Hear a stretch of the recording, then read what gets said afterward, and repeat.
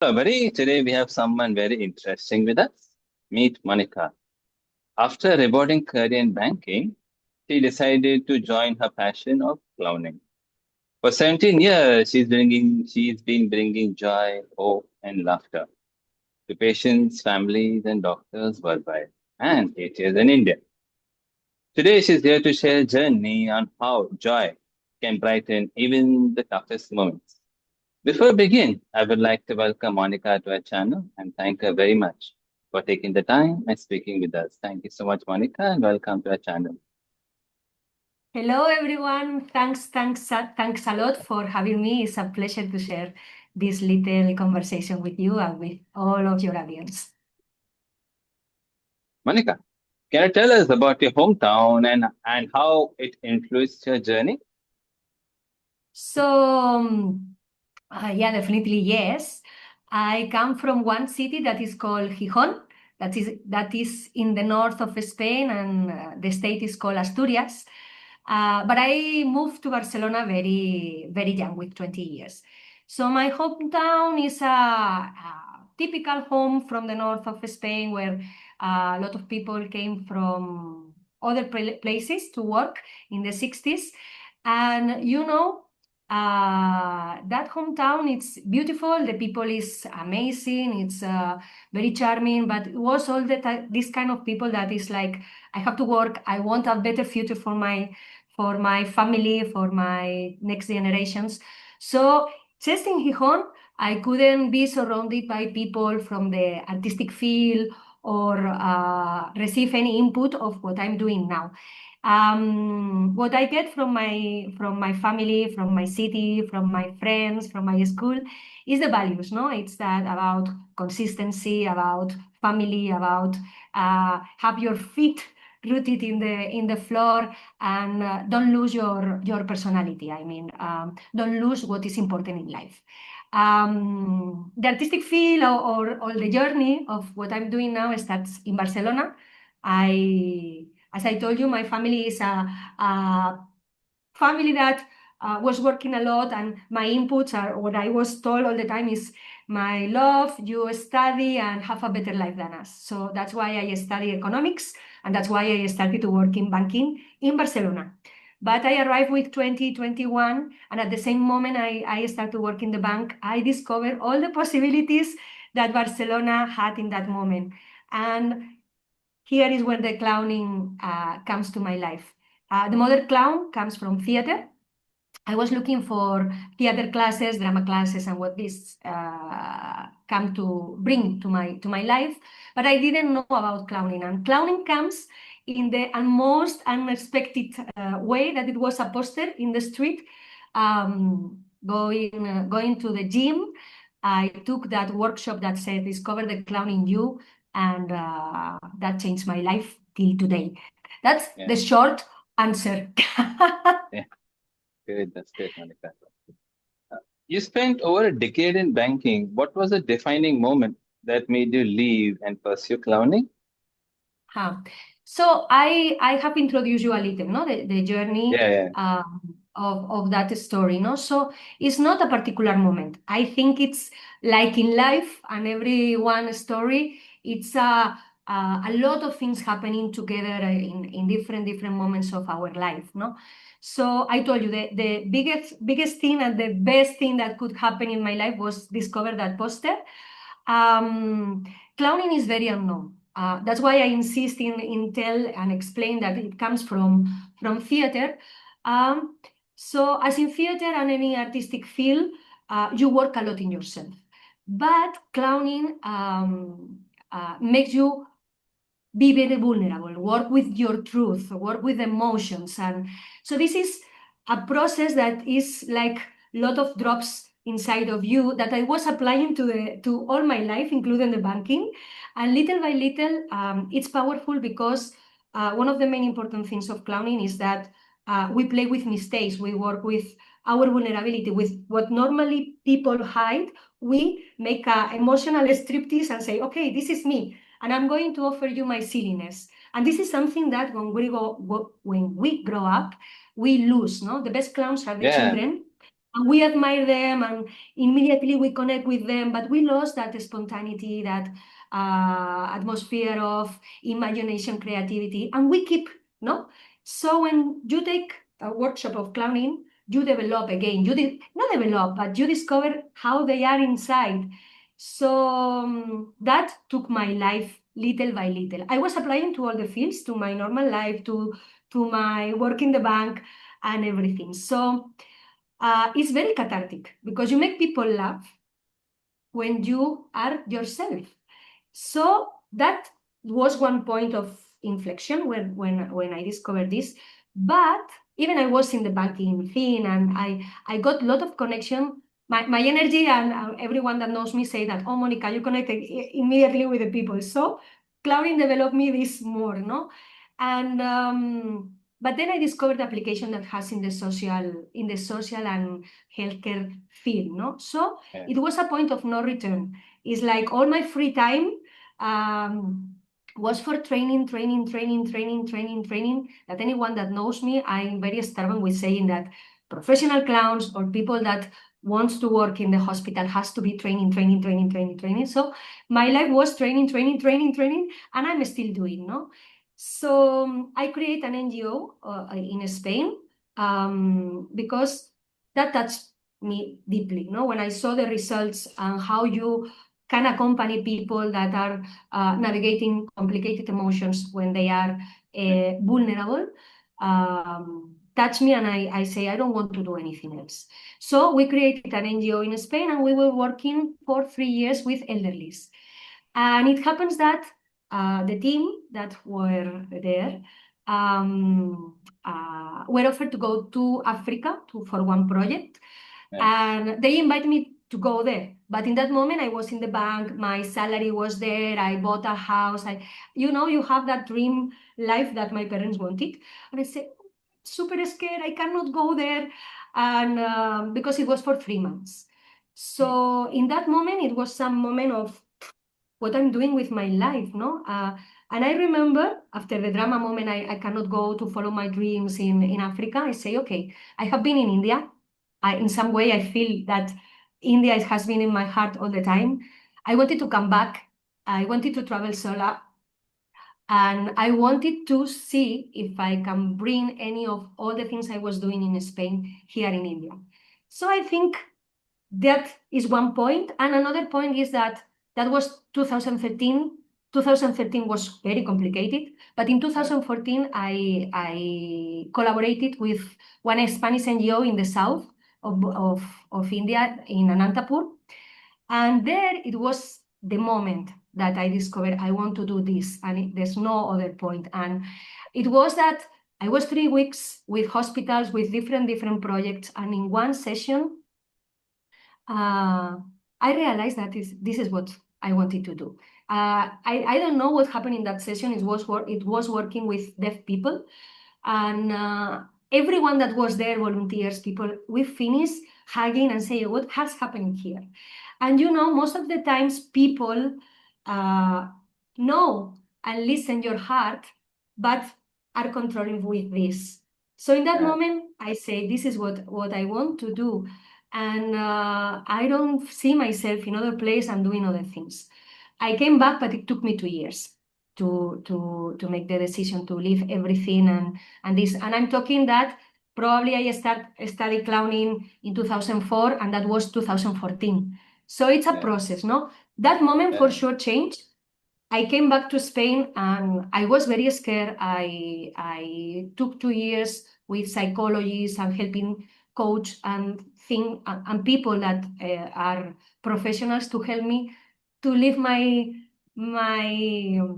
fears aside and follow my heart.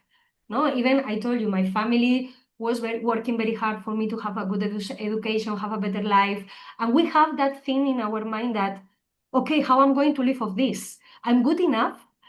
And the big lesson for me in that 2014 session was that it's not about if you are good or not, is that when you focus, you develop that capacity of imagination, creativity, go, and you grow up. So I think that touched me a lot and helped me a lot with other professionals to make the decision. When did India shift from being a place you admired to somewhere you felt called to serve? So here are the two things. I think India has been always in my life, in my soul, in all my body. When I was invited to come here as a tourist for first time with some friends, I say yes. And in 2, 3 days, the time I got the visa, I was here. That was 2004 or something like that. And yeah, it's in my I don't know how to explain, but just 2 days back that I was making some videos through Bombay. I say I don't want to be in another place and doing other things. Um, this is the I think the answer, and I think it's not only here to be to serve. No, I want to bring the profession. So I obviously we are a company people. We are trying to create something new to collaborate with other people, but I don't like the word serve because it's professional. It's like I like more to say a company, and that is from the first moment I left everything all my life in Spain in 2016, and I arrived without anything, just my red nose, my energy, my dreams, and with a small clown baggage to say, okay, let's try to do it. No, so yeah, I think the answer is that India has been in my life all the time, and do the work I'm doing. I have very clear that I wanted to do from 2016 that I came only as a clown, not as a clown that worked in a bank. But I think since 2013, that is when I told you that story that I knocked the doors of other NGOs and I Yeah, still was working in the bank. The flame was inside. yeah. What do you remember most about your first clowning experience in India? Uh, First times are unforgettable. And I have lot of memories. It was in 2013 with Bombay Smiles. It's an Spanish NGO that is settled in Bombay. And it was in Wambaluari, that is school, small schools that are in kind of, yeah, bueno, in slums, basically. So I remember how excited I was because I came again without anything, and they told me no, and I managed from them to say yes after 1 week going there. I want to do it, I want to do it, but just let me do it. And when they say yes, I remember how I want to buy the makeup because I lost my baggage, and how I was preparing the script because it's not only entertaining. The way I approach social clowning or psychosocial clowning is that it's not only entertaining, it's to bring something else. So I was remember myself in a little hotel close to that NGO, how I was doing. How I arrived there, I was explaining everyone what I was going to do, the little van till I arrived there, and how beautiful it was. It was beyond expectations, no? And what I remember the most, it's I have already experienced how children and the people that receive the work behave, no? And there's no difference in any country, but the one of the things I remember is that for 1 week, all the people of that NGO say, no, no, no, but no, no, no. And I don't know how I get the yes. And as soon as I finish that session, they say, oh, but this is amazing. Let's go to Yeah, another one, and let's go to another one, and let's do. And do you want to do something for the employees of the NGO? And it was yes, yes, yes, yes, yes. So I like that the power, no, of when you are consistent, when you try to do the things, has the proper effect of the clown I want to do, and how people see the results. Because this is one of the challenges that all the healthcare clowns we have to pass through. And I remember that a lot because next year I could collaborate with them as well, no? And yeah. that's the thing. How did doctors, patients, and the families respond when you first introduced clowning in hospitals? So it's amazing. It's amazing because nobody expects what is the work. Even I give you a talk of 3 hours, is theory. And we clowns are training to feel and make people feel with us, and we create together. And in my talks and the way I explain the work, I talk a lot. I create a theory that is the theory of the bubbles. So you imagine the hospital is a bubble, gray bubble, where there are sorrow, pain, a lot of stress, and where everyone is there, no? And children are not children anymore. They have the level of patience, and they have passed. They are passing through the illnesses. They lose the power of saying yes or not. Is okay, blood test, food now, sleep now, sleep now. Parents are the ones that have these worries about financials, the illnesses, obviously, of the child, how they are going to sustain the work, and they are totally exhausted, no, of sleeping there or not, or making the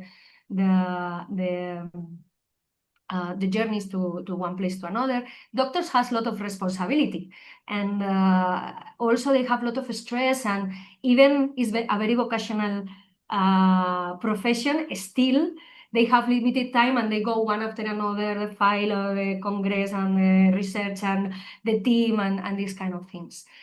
And the staff, the rest of the staff is the same, no? It's like crazy day every day in the hospital. So it's not only about make people laugh. When you enter there, you bring a multicolored bag.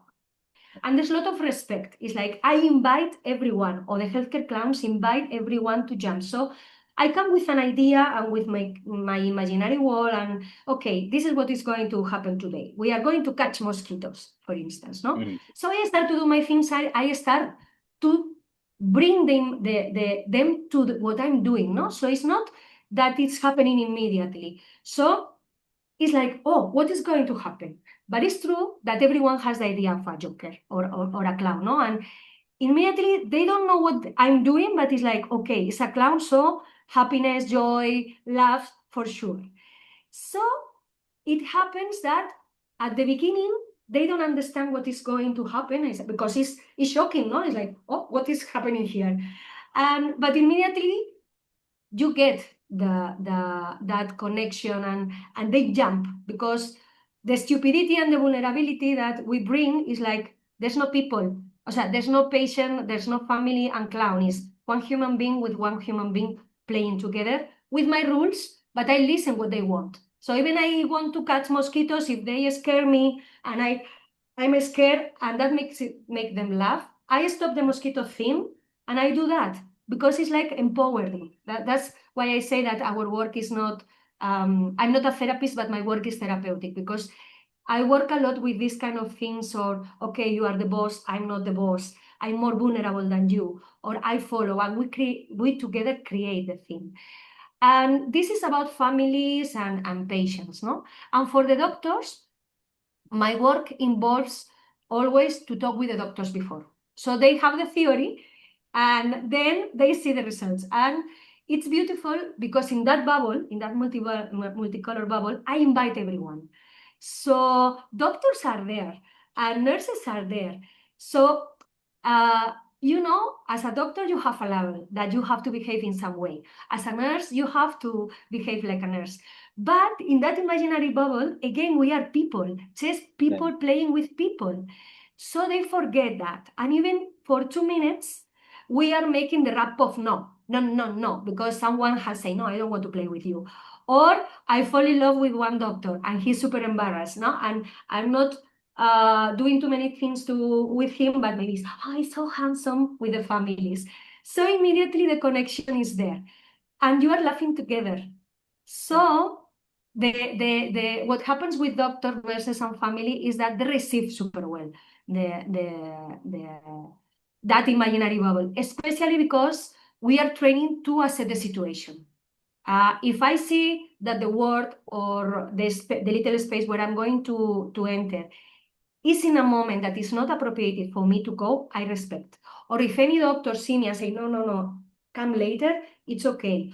Or if one boy is crying because he wants to eat and he cannot eat because he's going to the surgery area, And the mother say, no, no, it's better no. Or sometimes they are scared at the first moment, no, because it's very different to see someone dressed as a clown.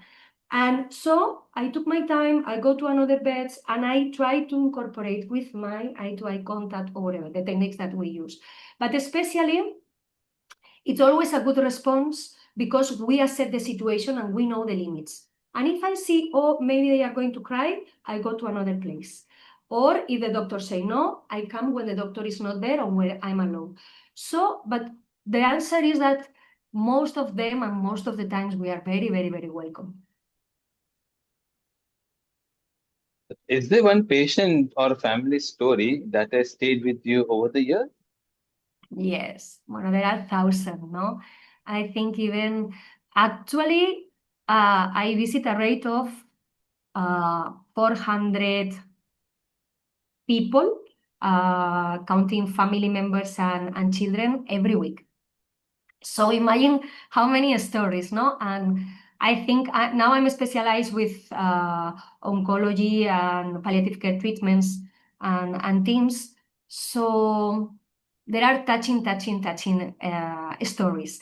But you asked me before about my first experience, no, as a healthcare Yeah. clown in India. So I think I'm going to share with you one of the best, not best, but one memory I have from Tata Memorial in 2016-17, the first year I was working with them. And it's about one little boy about 6 years or something, 6, 7, not more. And it's called Jagambir, and Tata Memorial is specialized in cancer, so obviously he was passing through a cancer, and he was blind. Not totally, but the percentage of few vision was high. So I remember I was finishing my session of that day, and I arrived to his ward where it was only 3 people. And when we have to work with this kind of discapacities, it's not only visual, but we work a lot with sensitive things, modulate the voice, and we create the same bubble, but for things that they can feel, not only see. So at the end of the session, the mother was trying to help and say, she's different, she has a red nose.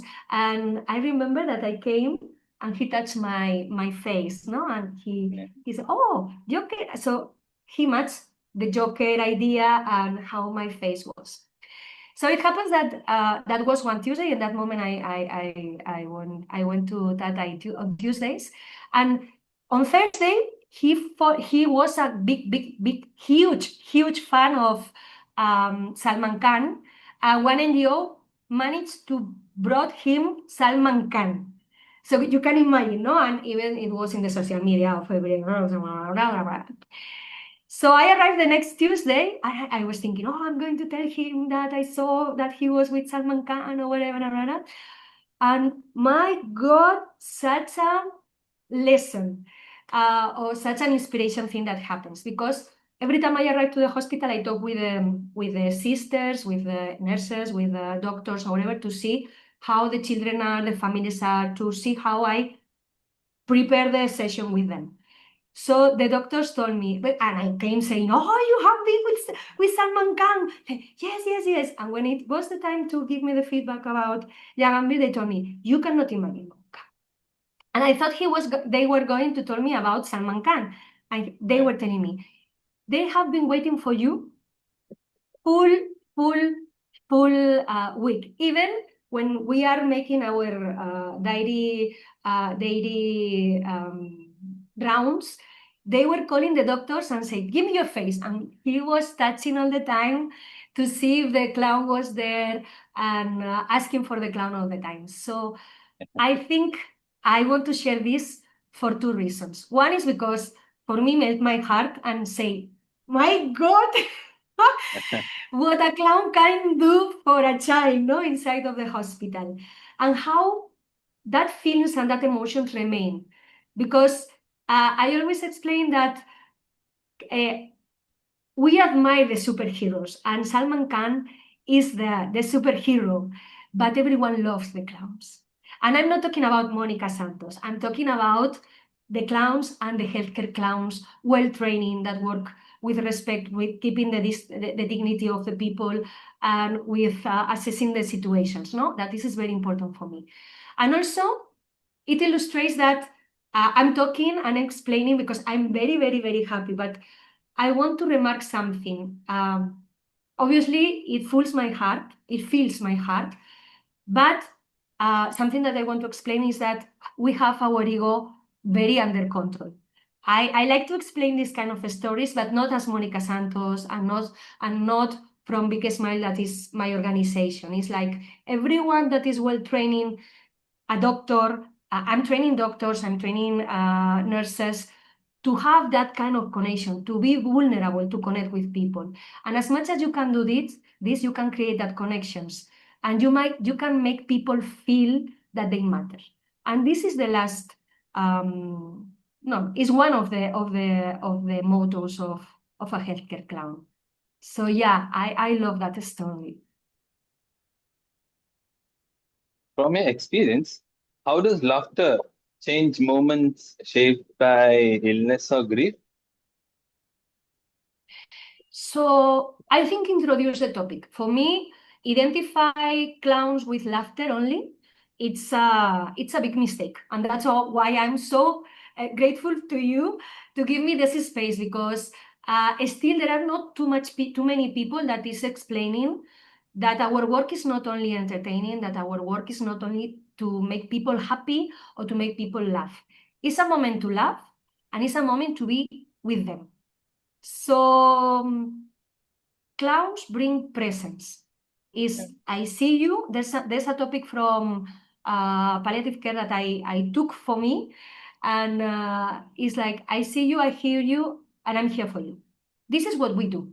And then with our silliness, with our stupidity, with the techniques of theater, work the energy, the space, or whatever, we manage for them to smile, to laugh, but we are the ones that modulate this. So I think when it's emotional pain, or when it's fear of needles or going to a surgery area, is one of the moments that we can go ahead with the laughter. Or when it's a boring day, or you have to spend a lot of time in the hospital or whatever, I think that helps. No, it's if you Google or if you go to ChatGPT and you say benefits of laughter, it's clear. It's endorphins, it's the chemistry of the body working, it's a lot of things happening with us that helps. But something that is very unknown is that when you bring presence, is the moment when we are more needed. Is when it's pain, when it's a loss, when it's the grief, or even when it's a bereavement. So again, we control that timing, and we assess situations to go ahead with laughter or silly moments, or when it's just a moment to give a hand. And when we are with the red nose, we have to be in our character as a clown. But clown is innocence, is not myself, even is myself as well, but it's me with my innocence, my creativity, my imagination. So sometimes it's giving the hand and recognize that this is a shit. So how do you pretend to make people laugh when you are told that you have the second cancer and you are going to die? That's not possible. So sometimes it's like we are training in the artistic field, that is the one of the techniques to make people laugh and that vulnerability or whatever, and we are training in psychosocial aspect, but also how to break news, or techniques of relaxation. So making a grounding with breathing out, breathing breathe works super well in this painful situation. So you can pretend that you just can hold the hand and say, okay, let's breathe. And with this, you have said that if there is working or not, the mechanisms of defense goes out, and then the rest of the professionals can help. It's not only about us doing something, but it's a thing of a teamwork. So laughter helps a lot, presence works a lot, and silence helps a lot.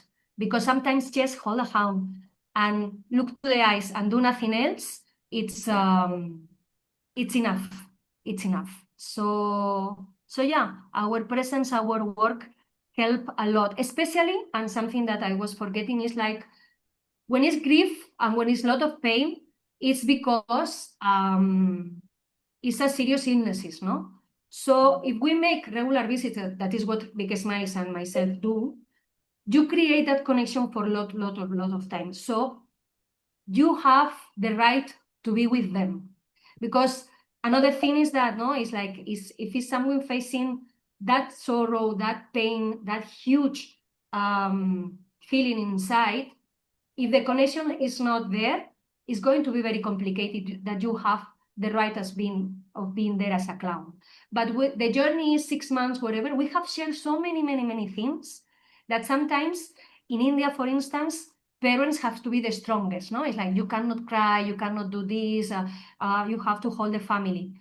But when I go there, I just simply open my arms and the fathers come to cry with me.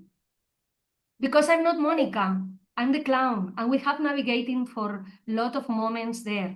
So yeah, I will say that not the laughter, how the laughter do, but how the presence of a healthcare clown helps is pure magic. And it's a work team. That also I want to say, it's Yeah, a work team that I can arrive to one moment and let the field prepare for the counselings or for counselors or the doctors or do other things. So it's a powerful tool for sure. exactly.